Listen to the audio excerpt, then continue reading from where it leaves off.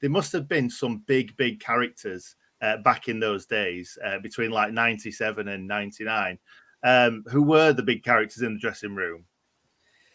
So yeah, I mean, God, there was a lot of players came through the team at that time. It was like huge turnover. We had all of them. With Don Hutchinson, I remember, was just unbelievable the time he was here. Dean Saunders was one of the funniest people I'd ever been around. I was a young, shy kid, and being around him, he used to walk into hotel receptions and just do these loudest fart noises. It was just mental. It was. So just saving him up all day. Yeah, just bonkers.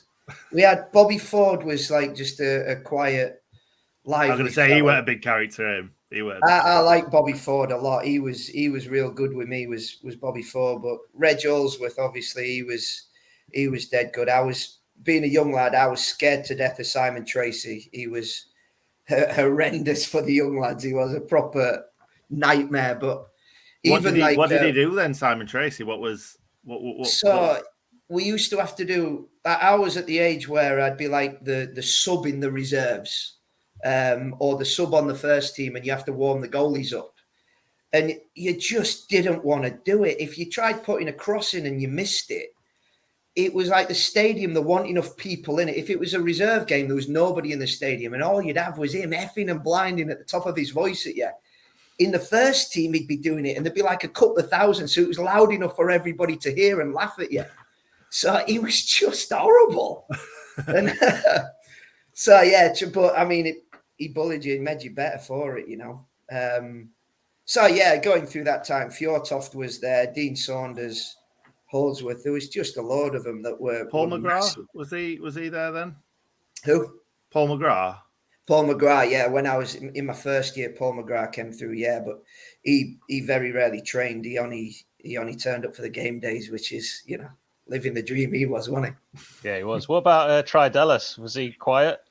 Tri Dellis was a weird one. Can you remember when he ducked in the wall? No.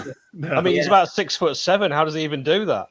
We were playing Oxford in the cup at home. I think we got beat 2-1. Oxford were like in the bottom division at the time, and he was built like a giant gorilla, like a Greek god, you could say.